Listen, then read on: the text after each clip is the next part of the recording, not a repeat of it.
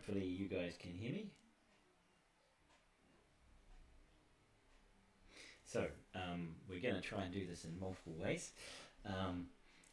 You might want to mute your Discord, I'm not sure, but I'm going to have my Discord on there so you guys can chat to me if you want to jump in, and you can actually send chat instructions to me as well. If you can hear me, can I get some thumbs up in the Discord if anyone can hear me? Alright, that's good, great. I'm also hopefully live streaming over on the YouTube thing. Are people able to get that working?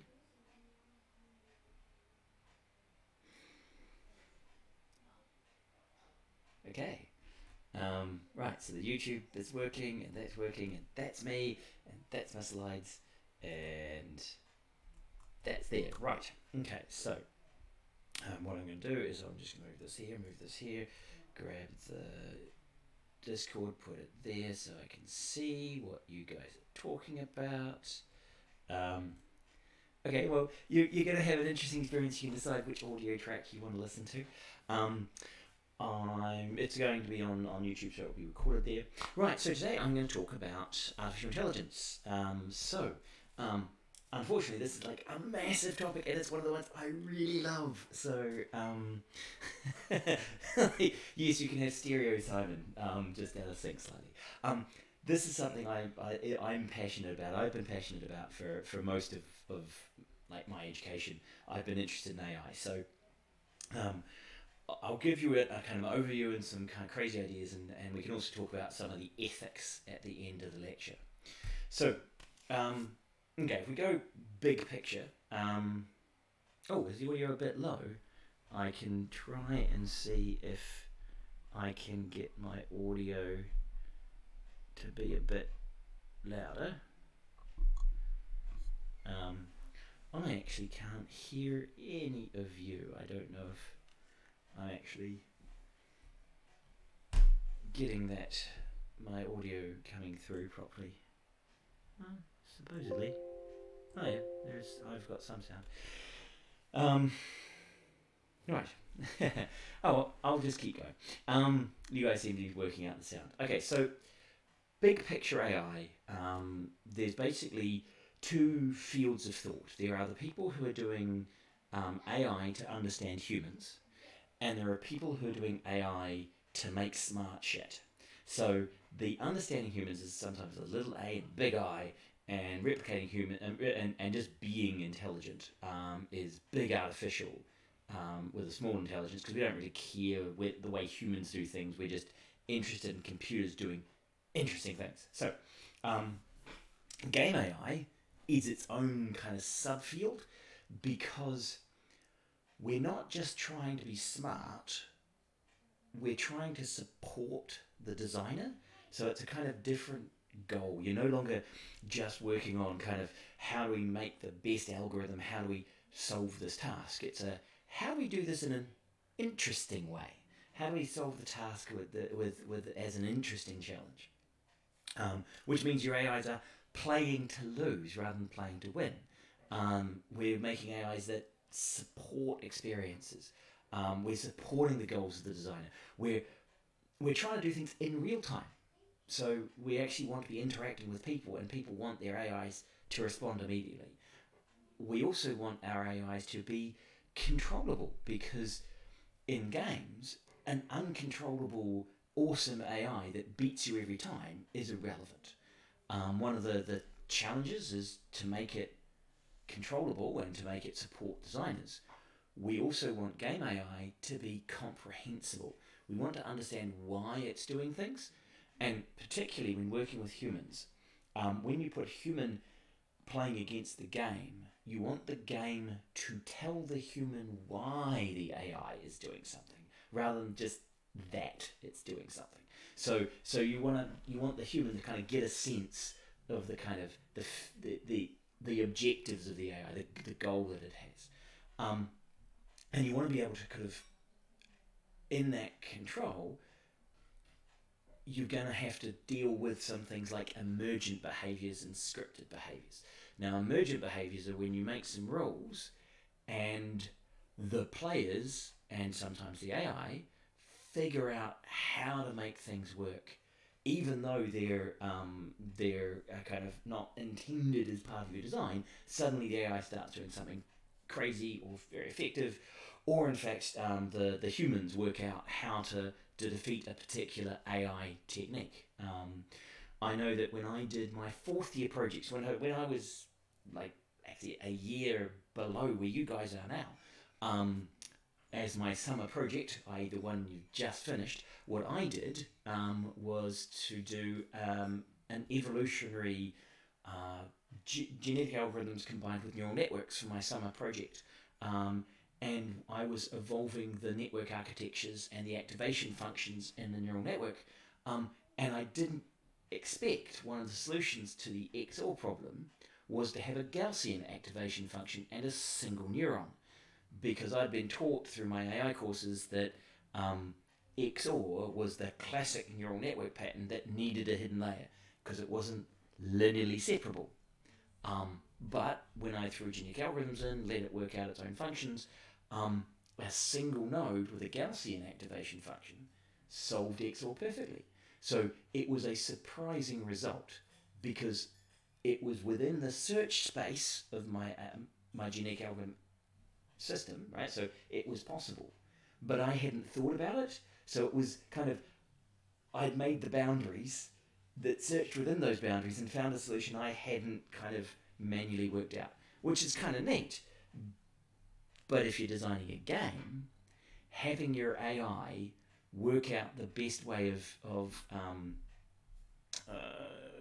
sort of sitting in and on the spawn point and killing the player instantaneously as they spawn, or deciding to move a block to the spawn point so that every time the player spawns, they spawn into a block and die instantly. That would be clever AI behavior. It'd be bad AI behavior, right? Because the player can't ever get into the level because the AI worked out, oh, that's the door the players come through. How about we just block that door? Wouldn't that mean that we're going to live a lot longer? So smart AIs aren't necessarily good AIs that you want to play with. I use the example of an uncle who's helping you learn to play chess. It's not always the best option for that uncle to decide to destroy you every single game and not help you understand what's going on, but just punish you constantly. So him being the smartest possible opponent, like when you turn on AI chess opponents and they just destroy you every game, that doesn't help your motivation. It doesn't help you move forward. So there's there's lots of movement in games and AI. There's a new book out, and actually Giorgio Yakanakis, he was down in Denmark. He's actually made this book free PDF available, so it's actually quite a good book. It's a lot of his research, and that's just become available. They're just starting up the Game AI book website and they're going to start having lectures in there, I think. But it does a good coverage of AI methods in games. So if you want to read more, that's an excellent place to go and have a look, and you can download that book. I've marked in red here, this is some of the contents page, two of the kind of standard, there's a whole bunch of ad hoc behavior authoring, so a whole bunch of scripting and finite state machines, and tree search he talks about in there. And then he looks at the yellow ones are all dynamic AIs. They're all AIs that change during the game. So these are the static ones are interesting. They were how we used to do games. Certainly it was the standard way of doing Pac-Man AIs was kind of we understand the entire system. I will program an AI that does what I say in that game. Static. With open worlds, with sandbox environments, with massive multiplayer, with lots of complexity, deformable terrains, suddenly all of those static methods don't scale. They can't operate in the rich, diverse, complex games that we have. So we start looking at what are the ways we can build interesting AIs that can respond to the kinds of games we now make, beyond the simple toy world games. So that's where he puts a lot of that book. And also he does talk about AIs playing games, content generation, modeling the player, and some of the future research. So we're going to go through some of the same kind of things because it's what I'm used to talking about. I thought I'd bring in. I don't know what your guys' backgrounds are. If I actually put in the Discord a question to say any game, AI course, you can vote on having done an AI course, or no previous experience. Right. So I can have people voting on no previous experience or an AI course. So hopefully you understand supervised learning, unsupervised learning, and semi-structured. Right. So supervised, we know what we're trying to achieve, and unsupervised, we don't have a teacher. And so when we talk about AI systems that are going to learn, then what we're meaning is that they're going to update things. So yeah, machine learning I put underneath AI as a type of AI. So machine learning is still some AI, but often when you talk to normal AI people and they talk machine learning, they're just interested in making the machine as intelligent as possible rather than making it as interesting as possible. Games have to be interesting. So if we look at some learning types, I see we're about sort of 6-4 split, so we're fairly even. When you're going to learn, if you have supervised learning, the idea of supervised learning is that what you're going to do is I will tell you what the objective is, and the computer will then learn, okay, from this input I give that output, from this input I give that output, from this input I give that output, and depending on how supervised it is, I can go like all the way fully supervised learning where I know exactly what the input is, and I know exactly what the output is, and then I just train. You can have kind of less supervised learning where I say a kind of more reinforcement style learning, which is still supervised because I still have something telling me which way to go. But a reinforcement learning is where I just basically say good boy,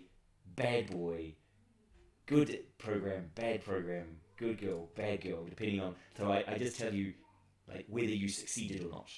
I don't even tell you the direction you should have gone to improve what you were doing, or some distance you are to the goal. I don't go hotter, red hot, on fire, colder, hotter, hotter. That's reinforcement learning, right? It's calling out those are kind of, that's giving you some estimate of how far away you are. So there's a kind of a range in that space. In games, you can see like supervised learning was when they used AlphaGo with Go moves you actually performed by experts. So they had recorded the right move to make, and they trained AlphaGo to play like an expert Go player. The unsupervised is they went to AlphaZero and they did just here's Go, play against yourself until you're good, and then we'll play you against humans. And so instead of knowing what right moves were, it just played itself in a kind of competitive, unsupervised way until it got very good. And of course, there are semi-supervised. There's a whole bunch of overlaps where some bits are supervised, some bits are unsupervised. You do some training beforehand with various aspects of the challenge and unstructured aspects as well. Now, many of you, rather than programming AIs from scratch, like I had to do when I went through university, will now be able to use AI middleware. And there are more and more game AI middleware tools out there.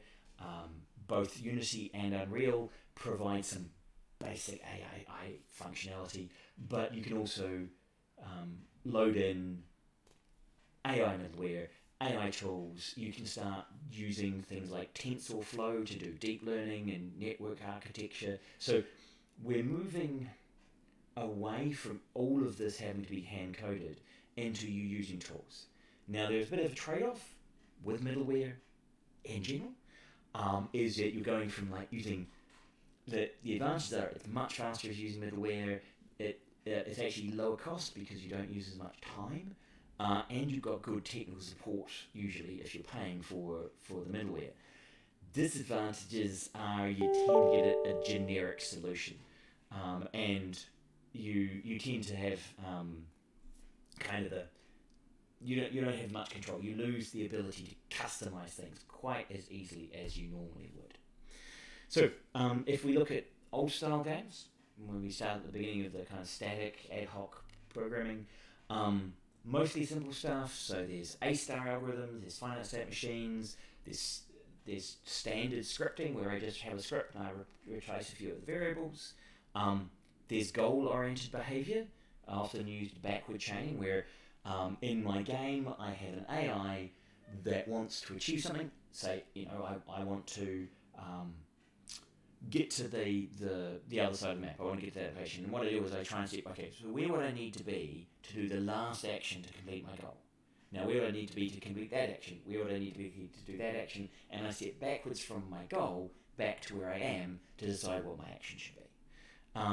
And we also did some simple emergent behaviors and things like voids, which were just generic behavior where the AIs just kind of avoided things and moved together and kind of looked somewhat natural.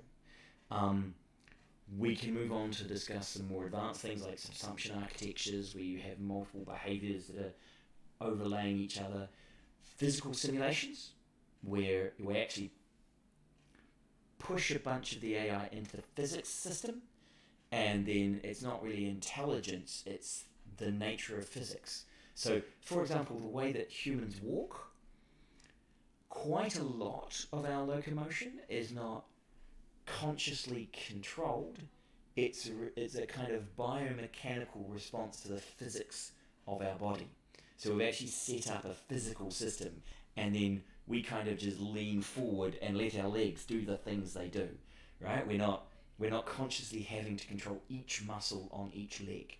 So sometimes physics simulations in games allow you to make your AI simpler because the physics system is interesting and complex. And we can also talk neural networks and genetic algorithms. Okay, so finite state machines. Everyone's used a finite state machine. You're all done, hopefully, deterministic finite state machines and Turing completeness theory as part of a theoretical computer science course. Or not. So the standard kind of Pac-Man, kind of the states that you might be in: seek for pellets, eat pellets, eat power pellets, chase ghosts. Once they start flashing, instead of having changed color, you go into the evade ghosts, and you then go no visible ghosts, seek for pellets. And if there are visible ghosts, you evade ghosts, and you go back and forth in those two states. And so this is just a very simple explanation of the behavioral states of Pac-Man, right? Of what Pac-Man does. So this is a standard way we've used for 30 years on doing AIs, is using finite state machines. And you get hierarchical ones and non-deterministic finite state machines, where instead of having a set arc, you roll a dice, and sometimes you'll go to another state, sometimes you won't. You can have prioritized choices, where you give each of the arcs, you give one arc, say, 6 out of 12, and the other 3 out of 12, and 3 of them 1 out of 12. So you get that variation in your behaviors. So you can build some quite complex behaviors with finite state machines. And so there is standard AI technique. If you're interested in AIs, there's no real interesting research to be done in that area now. Well, you could find something, but it's very esoteric.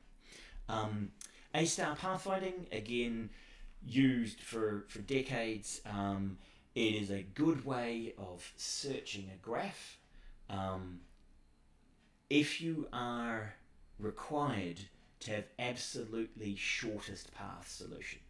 Now, the thing is, most realistic AIs aren't going to be able to do always the shortest path. So one of the ideas with the shortest path is that if I've got an area in my game and I've got controllable AI units that I'm going to send out across the map to the other side of the map, and I send them out and they suddenly start rushing off sideways rather than rushing towards where I clicked, I know that there must be some big barrier between me and where I clicked in the darkness, because my AI saw the map, worked out the shortest path was running that way first, and started running sideways before it turned and then went back up to where I actually clicked. Now, we as gamers have accepted that this just happens, but it's not very realistic. And in fact, having this optimal shortest path where the unit basically knows exactly the best way of moving towards something, again, doesn't look natural. What we do as humans is we tend to walk at our objective until we get close enough to see the best way of going, and then we bend our path to try and actually get to where we're going. So it's a non-realistic way of actually creating best paths. It also can be quite heavyweight if you've got massive maps or dynamic terrain that as soon as something changes you have to repath everything and search all of the possible paths, and so it's a good simple algorithm, but it's not necessarily the best one. It does get used in interesting ways. You can start building on it. One of the nice ways you can build on it is that you can, as Halo 2 did, and I think I've got it on the next slide here, in Halo 2, they defined all of their actions as a graph, which meant that you were able to step through the actions, and from those actions you were able to create behavior that was optimal based on the transition cost between actions. So in here, instead of having these A, B, C, D, and E being locations, you think of those as costs to perform an action, and the cost to do that action is therefore the path that you create. And so you don't have to use it just for geographical locations. Another clever thing you can do is think, well, okay, the way an ant does intelligence is not to have something clever in its head, but it's to make the world intelligent. And so what we do is you can imagine that you had an A-star system that you were pathfinding through. And you have your AIs all going over a bridge, right? So they're all massed on one side of the bridge, and they're all running across that bridge. And you've got a player who's worked this out. They've got a sniper position. They're just sitting there sniping the AIs as they come across the main middle bridge. What we could do is we could paint the ground. If we paint the ground red, and then we add the red as a cost for the pathfinding, over time, as I kill more units on the bridge, that's going to increase the cost of the bridge. And eventually units will start looking for other ways to get across, and they'll run away from the bridge and run over the other side of the map. Now, that then creates some interesting variations in behavior. You could have very scared units that as soon as one patch of blood was seen, they'd rush the other way. Or berserk units that would charge across the bridge, even if there was a massive amount of death material already there. So these variations create kind of from a relatively simple A-star and, a dynamic texture that you just paint with like a red spot when someone gets killed, and you decrease the amount of that red over each frame, so that eventually some of the AI units will go, oh, maybe I should try that bridge again to see if we still get sniped, right? Because you want to kind of forget things a little bit. So that kind of complexity can be built up relatively simply from these simple A-star and texture maps. Right? What you find and if you're going to be using Unity or Unreal, most of the AIs still are programmed as scripts. And the idea is that the AI designer, the person who had the idea for what the game's going to be, will go through and like work out what the AI should be doing based on what they kind of understand the player will be trying to do. And so you certainly see this in a lot of games where first-person shooter, you burst into a room and all the AIs take cover and then start firing at you. Right? Now, sometimes if you burst in the room and you just run through the room to the other side of the room, you'll find all the AIs will have taken cover as if you were standing at the door. But if you run through the room and get to the other side, they're all standing on the wrong side of the barrier. You can see them all, they've turned around and they're shooting at you, but there's no one's taken any cover because they didn't think, oh, I need to be in cover. They had a script that told them where to stand, and so they went and stood there. Right? So this is a basic script that they're following. It's not adapting because it has base desires. It is just implementing a script. You find that that's very common in games still. And again, not terribly interesting. I think you can get much more interesting simulation behavior by coding in some of the objectives the AI has.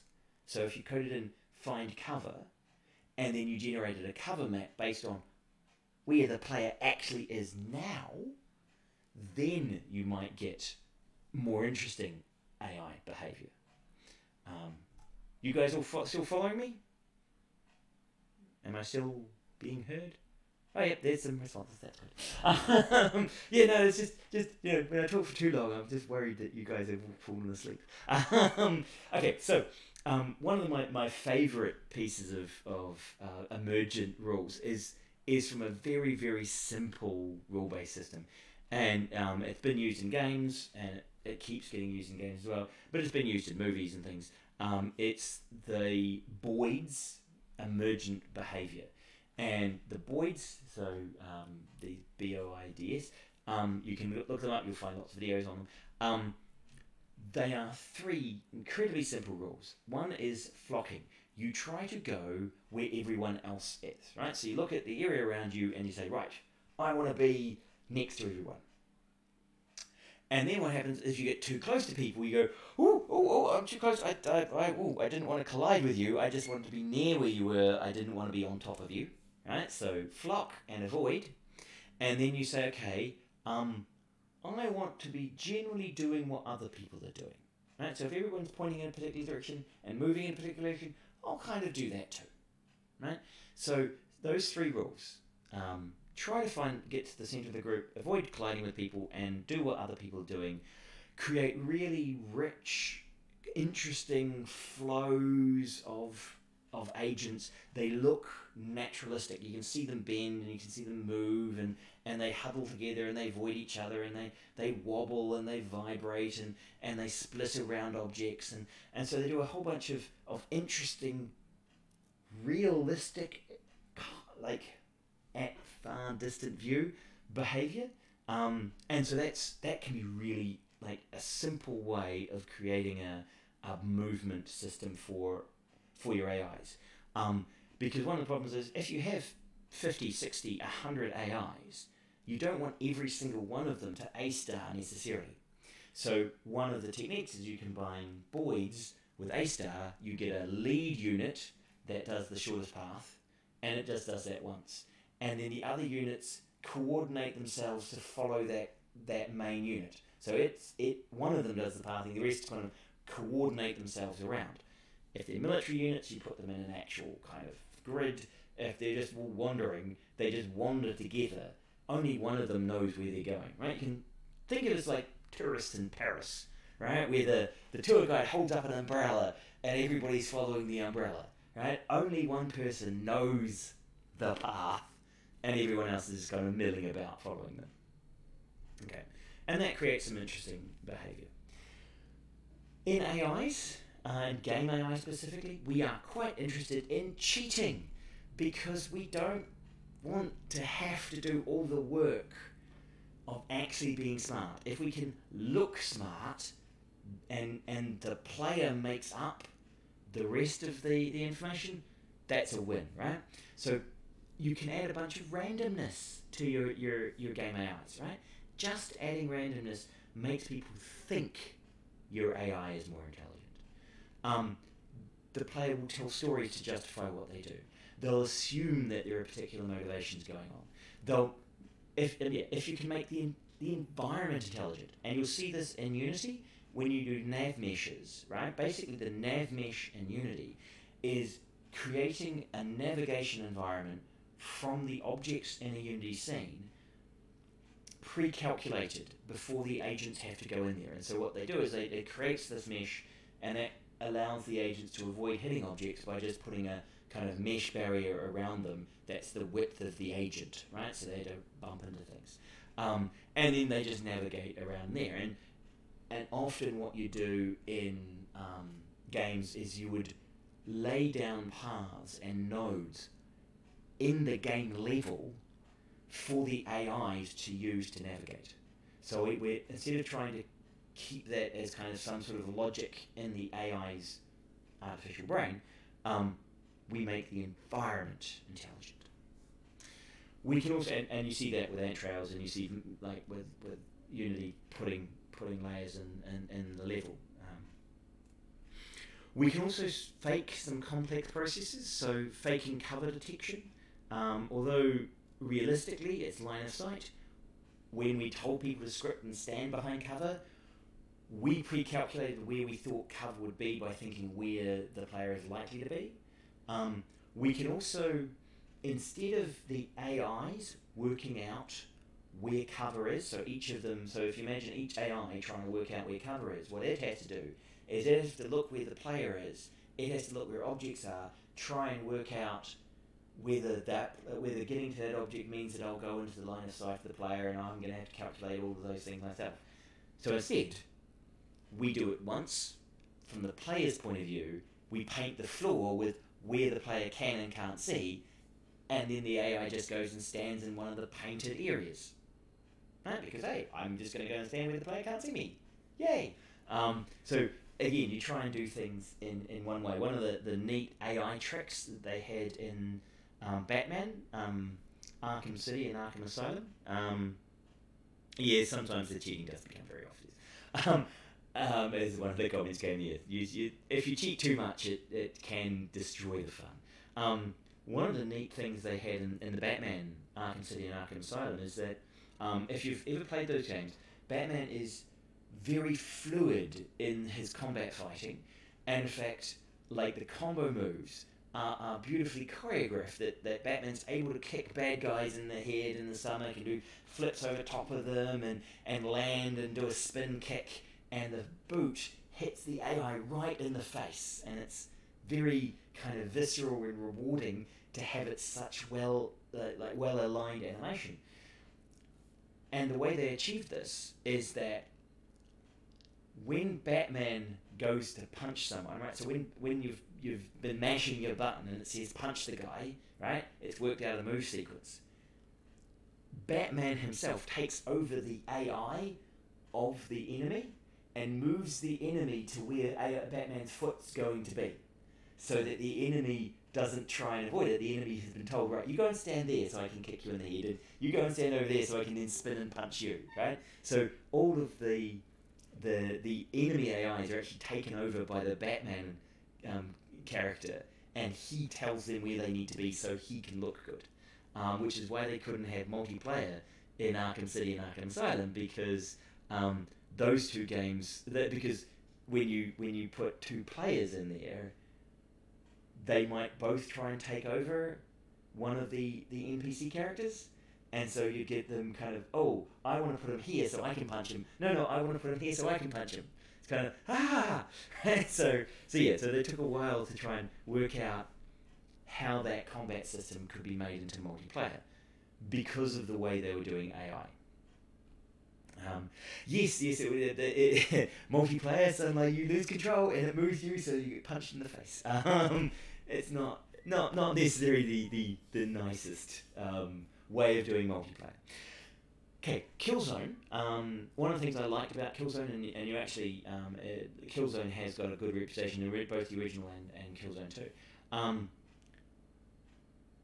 there were lots of ways of debugging things, and they actually did a very data-driven approach to improving their AIs. Now, I don't know if any of you've done data-driven design, but basic principle, and this is where we start to move beyond scripting into things that we can start to learn, is that what you do is you take the values that you would normally put hard-coded into your AI, you take them out and you put them in some data file. And so now when your game loads, it doesn't load a whole bunch of static numbers, it loads a configuration file. Now, if some of those configuration files are multipliers, I could multiply a behavior by 1 or multiply it by 0. If I multiply it by 1, it occurs. If I multiply it by 0, it doesn't occur. Right? Because if I've got an amount that a particular behavior contributes to my actions, I could have a value which I could adjust. Now, by having that kind of control, I move some of my logic out of my compiled program into some adaptable numbers that I can now use to change how my AIs are responding and how fast they move, or when they choose to attack, or when they choose to move around. And so by just moving some of those numbers out into a separate numeric configuration file, and moving and adding some multipliers in, and then dragging those out and putting those in the file, now I can start adjusting logic. It means I have numbers which I can now start editing to try and make the AIs better. I can more adaptable, more flexible. Now I start thinking, well, okay, if I've got these numbers that I've taken out from the core code, can I then learn those numbers? If I just try the game hundreds of times, can I use a threat map and decide how important the threat map is to a unit? If they use the threat map, do they survive longer? And I weight it, and then I just let the game play itself many times, and I learn what the best values are for things, right? Because I'm no longer having to recompile the game every time I change a number. So this kind of data-driven approach is where you start to see where you can start pulling out those numbers. And that's where you can start getting more and more complexity out of relatively simple techniques. And so you can, and even simple techniques might be smart enough, right? So once you've got some of those numbers out there, you've got simple kind of A star and some pathfinding and some behavioral kind of desires system in there. Just simple tweaks might even consider themselves too intelligent. So again, in the Batman game, I know Andrew, when he was developing Mr. Freeze, got some criticism when they first playtested it, because Mr. Freeze would track you down a corridor, and he would be able to, and he just used the simple velocity, right? Looked at where Batman was and how fast he was moving, and then worked out the distance down the corridor and waited, and then threw a bomb at him so that as he came out of the corridor, the bomb would hit him. The players hated that. They felt that Mr. Freeze was cheating, because, like, how else could he know where they were going to be before they were there? And the answer is, they were running at the same speed consistently. Not hard to work out. so yeah, even that was too much, and so you have to sometimes roll back from what you're doing so that your game AI is more interesting for the player. So to work out that balance, that's when you start saying, okay, we'll take these numbers, we'll adjust how the AI works using that data-driven design, we'll get feedback from the player. The players also won't necessarily give you great feedback. Your AI might do something really clever. The players are too stupid to see it. Nobody notices. You've just spent 3 months making an amazing system that nobody cares about. Right? Happens quite a lot. So you need, when you're making those adjustments, not just to think, are these adjustments making my AI like better in the game? Is being better in the game going to make the player experience something better? right? So it's all of these techniques, all these simple techniques are coming back to that idea of benefiting the player. Okay, so you want to yeah, unfortunately when we're playing games often we're a bit thick. So the player must be aware of the AI. You've got to communicate what the AI is doing. And use inspiration from the theatre, right? When you do theatrical makeup, you do big bright makeup on the face, you move your arms all over the place, right? You're big and over the top.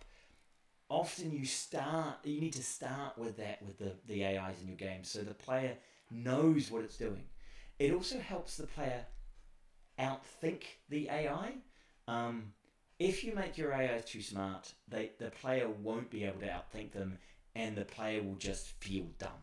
So what we do is we actually intentionally make our AIs with faults and with flaws so the player can feel heroic.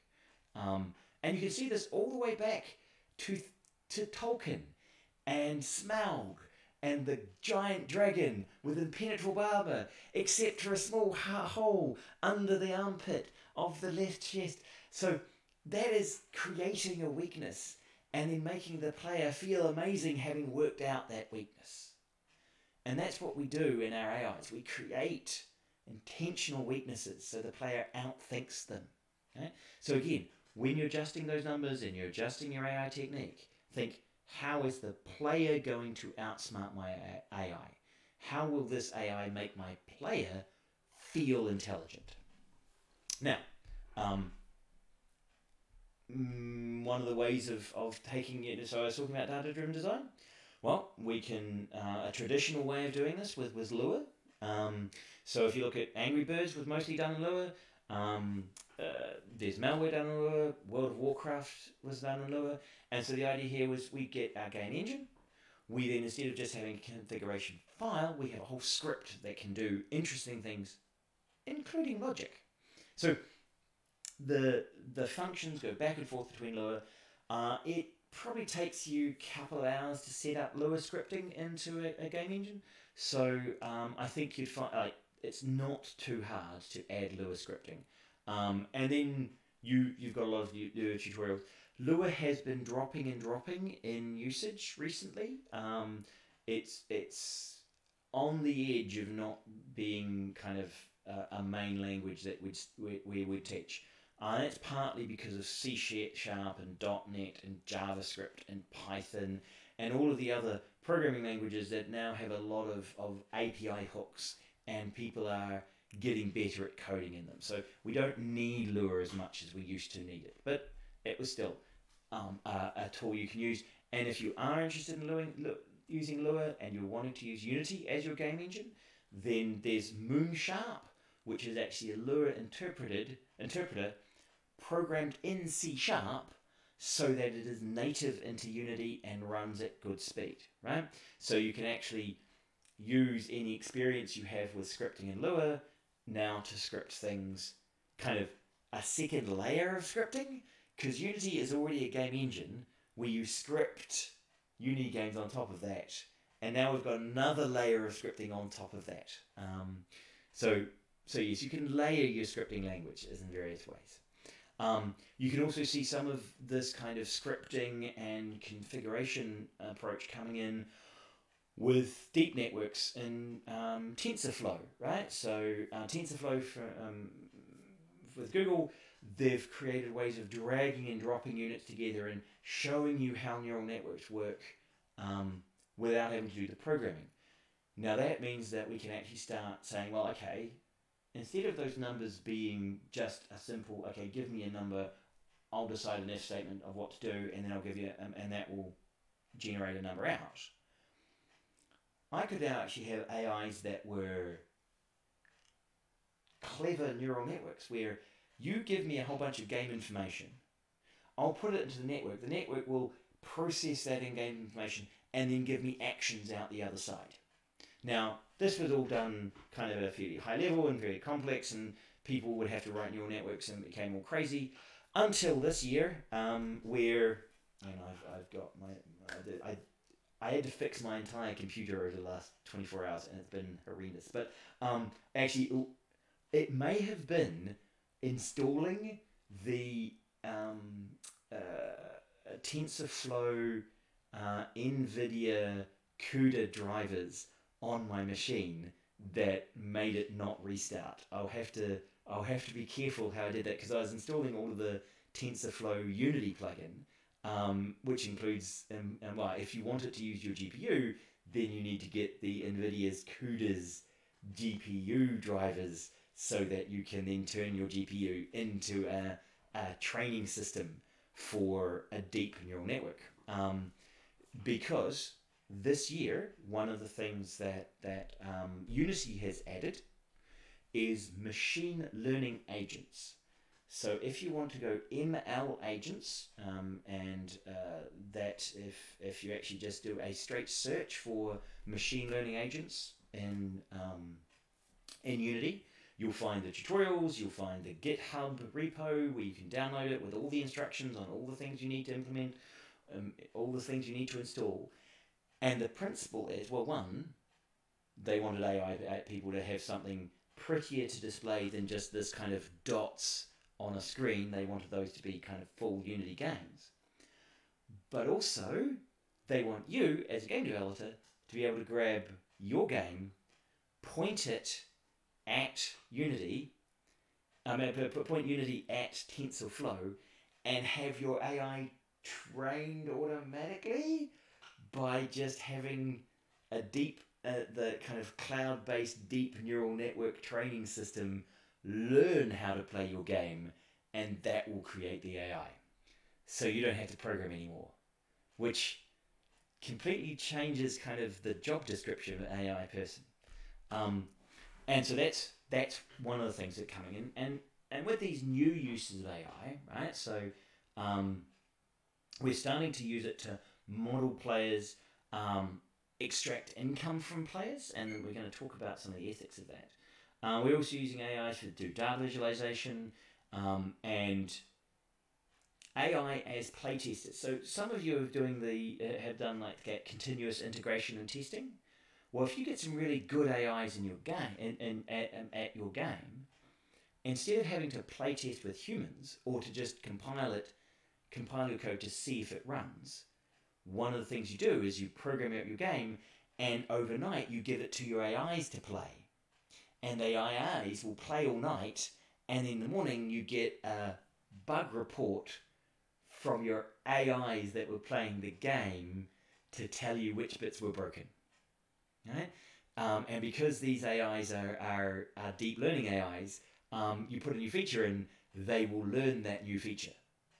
And so they'll then report in the morning whether or not they're able to use it and how often they used it, and so you can code with these kind of constant AI playtesters, which is a kind of really interesting new thing that we can do. I've had some videos. Now I'm not going to step through with you now and make you watch all of these videos on the stream, because they're already on YouTube. But if you go, these are all links. You can go to those links and watch those in your own time. I've shared the slides with you, so you should be able to kind of click on those and see those videos. And you can just watch a description of some of the AIs, good, bad, like good AIs, bad AIs, conversation AIs, right? So go and watch those in your own time. I know you guys have to leave in 30 minutes. Okay, so we've got all these things. We've got like the stuff at the back there. So, but failed to download slides. Okay, so did my sharing of the slides not work properly? I thought I had shared the slides properly. If I haven't, I will go back here and I'll see if I can share those slides, because it'd be useful for everyone to have those links. And so if I go share, and it should be copy link, and I'll throw this into the Discord chat. There we go. Try that. That link I just put in the Discord chat should give you the slides as well. So I'm not sure if something broke when I did the announcement, but Okay, we'll go back to those slides. Okay, so sometimes the AI fails. And people don't like AIs that cheat. It happens all the time. At least some of you are getting it. So an AI fail to some extent if the player notices you cheating, notices you doing one of these things, because you're accessing more resources than the player has, or you're able to see things the player can't see, or you're able to see through things that the player can't do. Once the player notices those, they get angry and it feels like they're being cheated. And so your AI fails, not because your AI is not doing the best it can do, but just because it's kind of an annoying kind of, why, I can't beat this AI, it's cheating me. And that's competitive AIs. Your support AIs, unfortunately, if they're stupid, and I'm sure you'll see this in those videos, when I talk about the bad AIs, where they don't take into consideration hazards or the environment, and they don't get frustrated, they just keep walking into the same area. They can't navigate around things because they get stuck, and they can't find their ways to things. And they don't classify correctly the timing for when things should be used or what to do, right? They're just so stupid that often companion AIs, you want to leave them behind because they make everything worse, right? So often our AIs, when they're companion AIs, aren't clever enough. And unfortunately, when they're opponent AIs, sometimes they're too clever, right? So getting that mix is a challenge. If the AI is cheating and the player notices and they dislike the AI, it could be because the AI is too hard, it's too smart, it's too simple, it doesn't provide a realistic feel, or it's suddenly like there's no warning, there's no a chance that I can avoid the AI. Now this isn't realistic. In the real world, you're wandering down, like if you're in a war zone and you're like lying in wait for someone and there's a sniper somewhere else, that first shot probably kills you, right? There isn't any other warning, suddenly bang, you're dead. That's it, right? There wasn't an additional, I'm going to fire a few times near you so you've got time to get up and run away, right? That would be a bad AI, right? So that those sort of things really annoy players. And as game developers, we generally do a bad job of AIs because we often push them back late in the project. If we start scripting AIs and then we're still doing bug fixing on the game, as soon as we change a feature in the game, we have to change our AIs. And so sometimes you get really bad situations where the AI is trying to use something that no longer exists in the game because we removed that feature a week before release because it was buggy, right? And the AI doesn't know that, and so becomes inconsistent. And so you get all these kind of really challenging situations where you get these, there's too much time. Branching narrative. I'm afraid if any of you were going to do like interactive storytelling and going, I'm just going to write a massive story, there was an ink jam last weekend around that, but it is a complexity nightmare to have branching narrative. And so some developer will overscope their AI and make it too complex. And in training stuff, the no free lunch theorem and accolade are things you need to think about. Now, the last things I want to talk about, because I don't want to keep you too much longer than the hour and a bit. As Yakonakis was talking about, one of the things that they are using AI for now that's just coming through is you've seen procedural content generation, right? So that's one of the areas some of you might be interested in. AIs are now going into the procedural content generation area as both testing it and helping produce it. So you train AIs on how to produce good levels, and then you let it produce levels. You make it part of the procedural content generation is some sort of AI system. Now, if you haven't seen, I don't know if any of you would have seen the deep fake videos.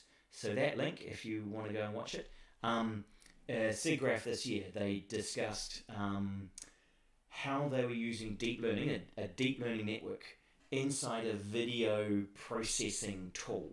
And so what they could do is they can take a 3D model, so they have a 3D model of someone's face, and they have a 2D model of a target. So they can take my face, they can take a target of Obama, and then make Obama's face respond in the way my face does, right? By tracking where my eyebrows are, they map Obama's face onto a 3D model of a face, and then use my face to animate that. Yes, you saw that. That sort of stuff, once we start having kind of procedural content generation, where we are generating spoken word actors, we start using deep learning to train the system on how to use the features of the face to make it look like our AI characters are speaking, and to make more interesting dialogue by actually using things like these ML agents, and maybe Google's duplex, where it's that kind of technology is coming into games now, right? So that's some of the future, is where the AIs are helping us produce interesting aspects of our game.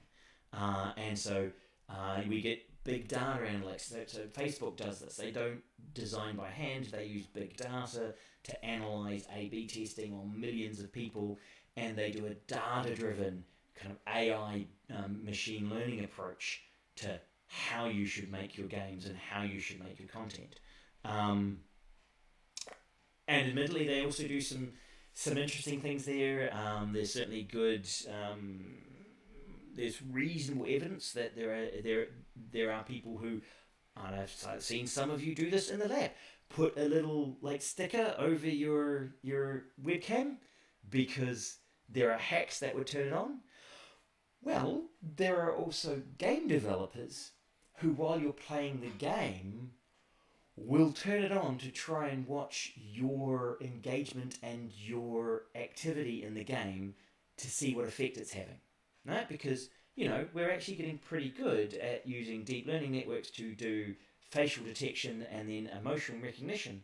So if you're happy or sad or engaged, that's big facial expressions. And so what we do is as part of our feedback for our game, we kind of can watch the player and then automatically process how the player's feeling to try and test what bits of our game are working. And we can also see, what bits lead to you spending money, right? So when we look at how frustrated you are while you're playing on your mobile phone, we're watching your face, and if you get frustrated, what kind of frustration leads you to actually clicking the buy more coins button?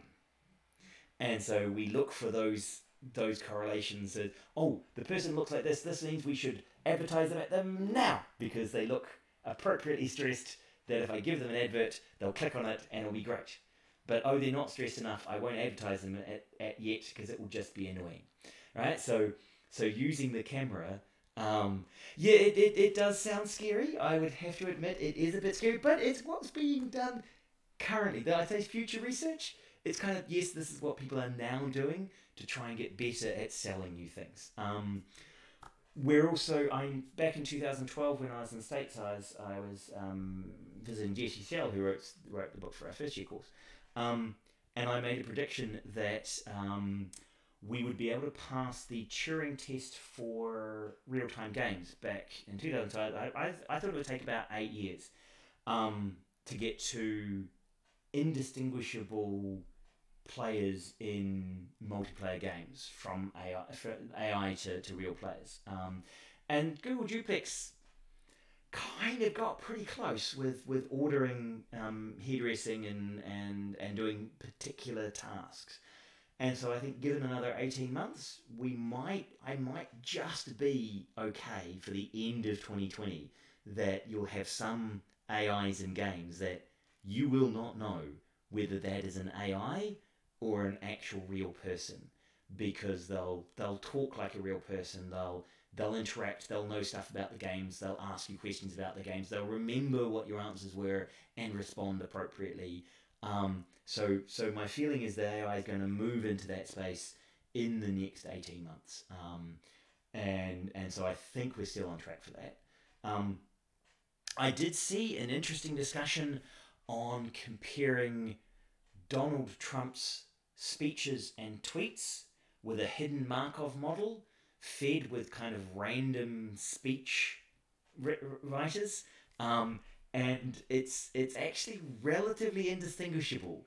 He may in fact be a chatbot that has got dressed in orange and become president.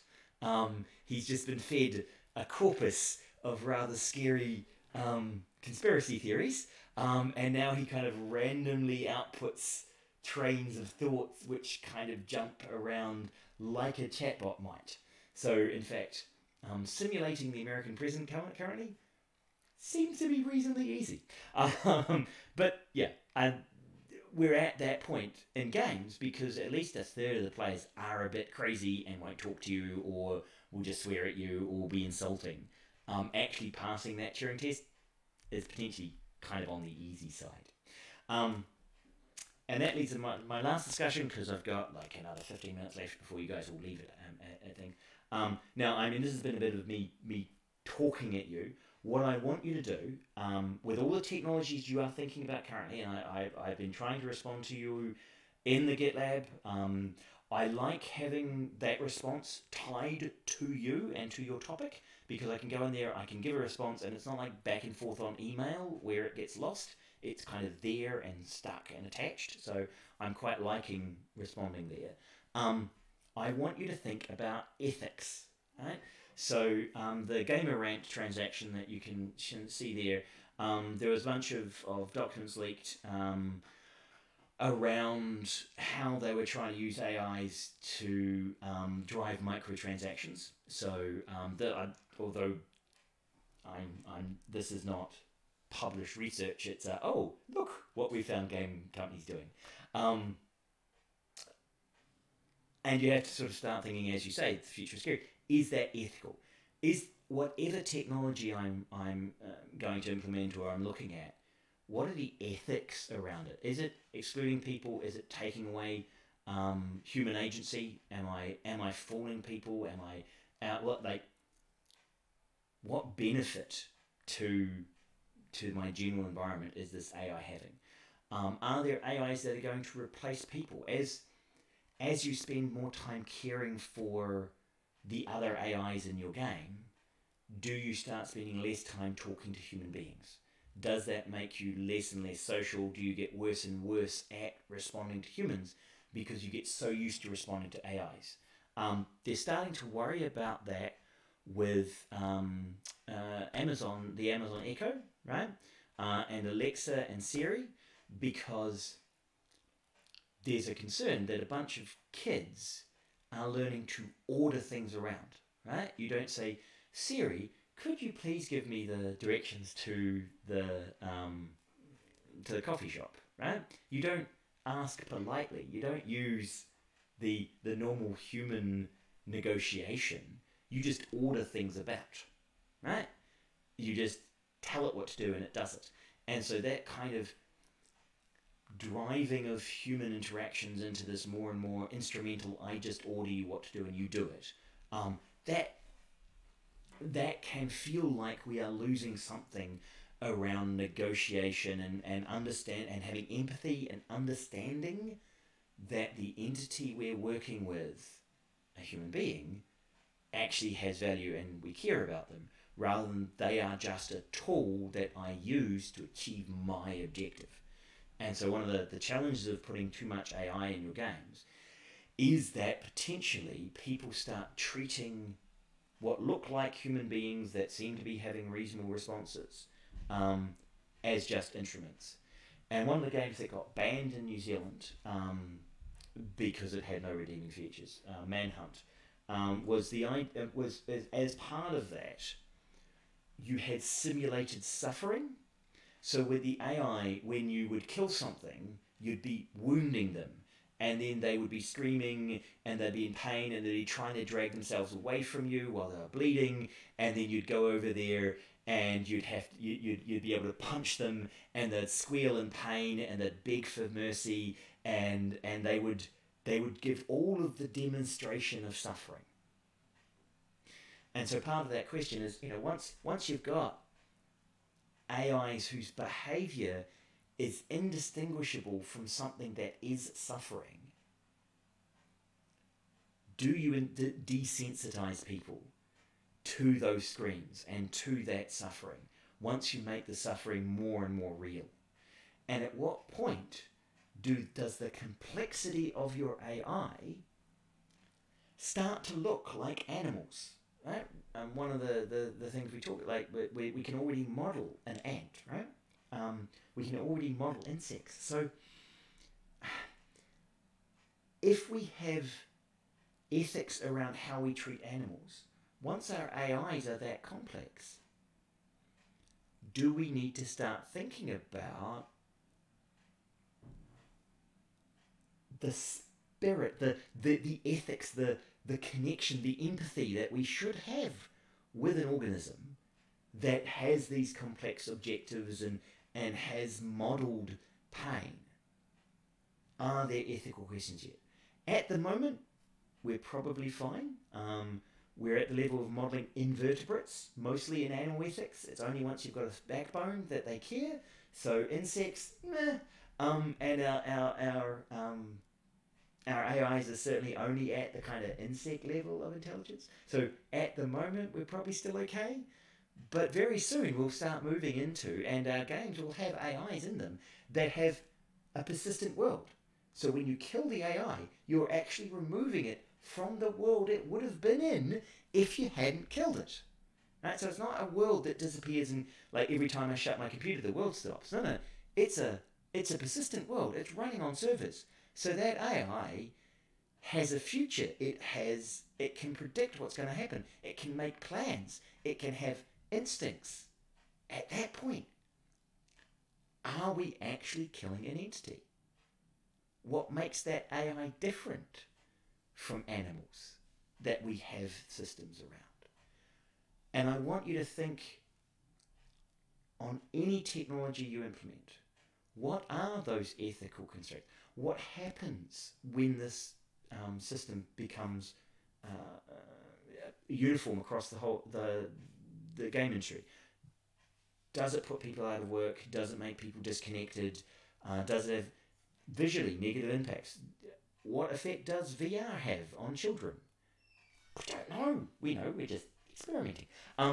Is that ethical to try and play with the optical systems of hundreds of thousands of preteens, right? These are deep questions. And when we go further into technology, once we're doing deep learning, and you lose control of what the technology is learning, you see some issues in AI already, where they try to use AIs for making estimates of parole, right? Parole decisions on whether people should be allowed out of prison or not. And what they found is the AI was using if you are black as one of the primary factors in making the decision. So it was racist. And it was racist in response to the environment it was in. It was learning that the world is a racist place. So if you want to make the most accurate decision about what might happen to someone, you should take into account that humans are racist, and so they're probably going to have a whole bunch of shit to deal with because they're black, and therefore the accurate measurement is the racist one. But as a society, we don't want to reinforce racism.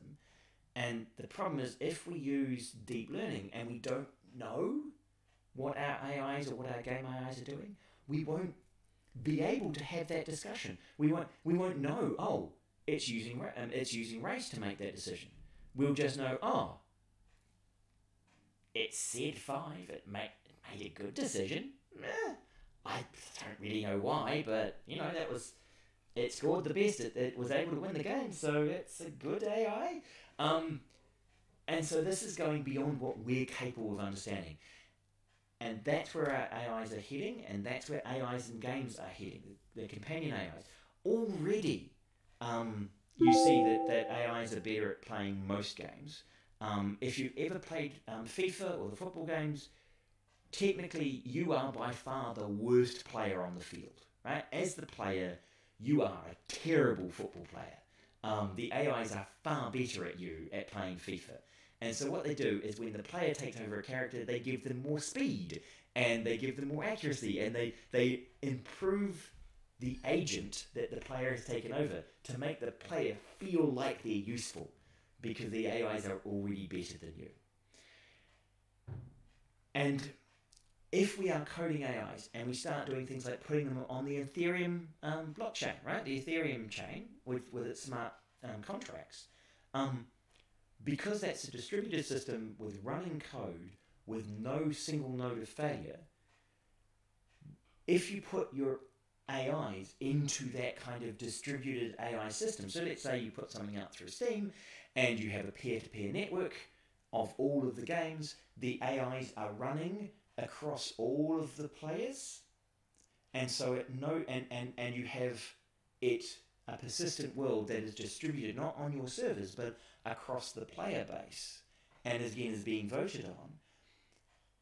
An AI that then is across that large player base, if any one node tries to shut it down, it just goes to the unpatched nodes that are around. Without coordination, you can have systems which will run indefinitely. And when we talk about viruses, at that point, have we created a virus? Have we created a self-replicating system in our game? That's an AI that deserves our respect, right? I'm quite happy for you guys to say, well, no, it's just a machine, therefore we don't respect it.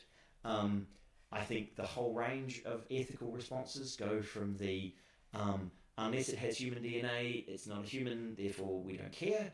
So, you do anything you like, do anything that's not got DNA strand in it, that's great. All the way through to vegans, I don't like killing bugs, I don't want to be involved in killing anything.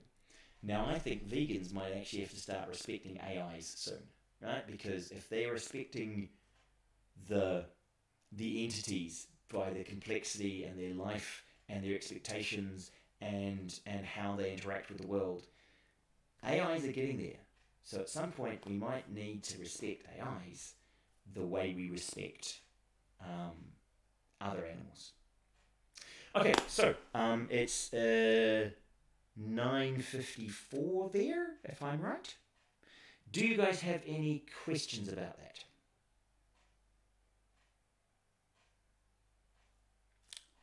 Can't see any questions popping up. Is anyone else talking? No one's writing either. Okay, so what I want you to do is I want you to go and watch some of those videos, right?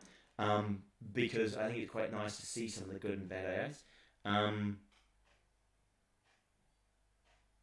Questions about the clock being 9:55. Okay. So if there are no other questions, so it's because you guys have to go at 10, I understand this. But email me those questions. One of the great things about AI is it moving so fast that doing research in this area, you can find really interesting stuff that's coming through right now. AlphaZero is amazing. All of the stuff with OpenAI that Elon Musk does everything. So he has an OpenAI company which is doing AI in games. They just recently beat was it the Dota 2? OpenAI's played a group of professional Dota 2 players and it clearly beat them. So we're in this period where we're having this transition between human dominance to machine dominance, and so it's really interesting right now to look at AIs in games.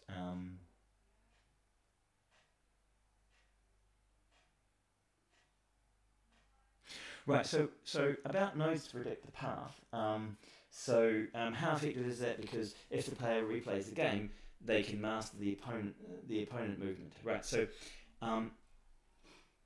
if you have an AI that's predicting your movements, to defeat it, you have to move erratically. Humans are very, very bad at moving erratically. If any of you watched the movie or read the book Dune, the rhythmic beat of walking is something that attracts the hideous sandworms. And actually, if you try and constantly walk out of like without hitting a rhythm, it's really hard to walk sort of asymmetrically. So even being unpredictable is a very hard thing to do. And so yeah, the making your AI simpler so that the player can defeat it is actually part of the point. So only on the very, very hardest levels might you do something interesting with predicting what the player is doing and defeating them because they're not as smart as you. Right? But most players are just going to get annoyed by that. Okay. Any other questions?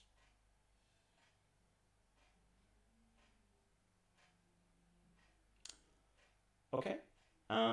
So I have a little bit of a question. Like, did you guys like the YouTube stream and the Discord combination chat and YouTube stream? Is that a reasonable way? Because next week I'm planning to be in VR and do some of this in the VR environment and do some hand waving and discuss VR if no one else comes up with a topic for next week. Because I think that was the next highest voted topic was VR. So we'll do some VR stuff in VR. But for other discussions, was this an okay combination?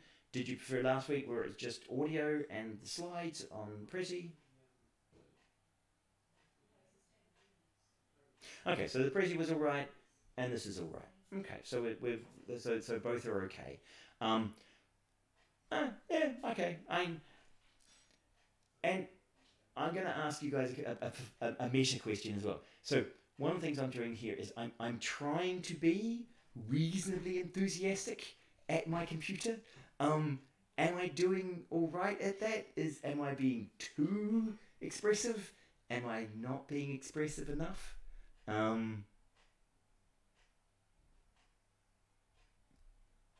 Oh, game analytics and big data was actually second. Okay, I'll do game analytics and big data next week, and I'll do the VR the week after. I will do a test run of VR next week. So next week I will want at least 4 of you in the VR lab next week, so that I can do some testing in that.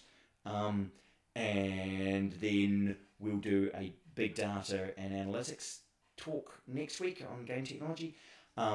And then the week after, we'll do the VR, and I'll be in VR, and I'll try and do a good 2-hour session of me in VR. I'm also going to try and get the YouTube streaming out of the VR working properly, so we can do some of that. But yeah, so we're going to see how that works. Trust me, once you dig down into the ethics of AIs, one of the biggest challenges for society is what are we going to do as AI start taking over a whole bunch of things we thought were human and intelligent things. So yeah, and I want you all to think about technology in its social consequence, right? And AI is one of the biggest areas of social consequence that we're about to kind of have flood through society. Yeah, you can.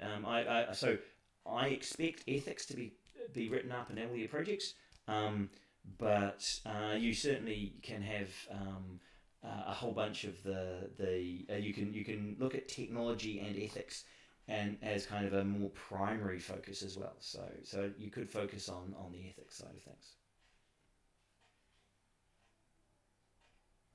Okay, so I'm doing a reasonable level of enthusiasm. That's good, right? Because it's so easy I think to be boring when you're talking to a computer and just kind of read out stuff. So I'm still trying to be somewhat engaging and not sort of too boring. But okay, well, with that, hopefully that was interesting. It gives you an idea of some of the areas that you could get into AI. If you're fascinated, go and scan through the book to find the Game AI book that I recommended at the front. Have a look at the videos. They'll give you some idea of what sort of some of the funny things that AIs do. And look at some of the videos at the end, particularly the deep fake videos, which make you wonder whether we'll be able to understand, we'll be able to trust video anymore. This, in fact, could be an image of someone else, and they're just adjusting my voice and adjusting my face to make it look like I'm talking to you. So we're probably only about 2 or 3 years away from that. So yeah, you guys will run, and I will see you next week. And I will be online, and I will start harassing this week people who have not picked a topic, because I wanted you to pick a topic by now. Some of you have. This is all good. The rest of you, I'm going to start harassing you this week to get a topic and to start thinking about what you're going to focus on. Okay. Bye, guys.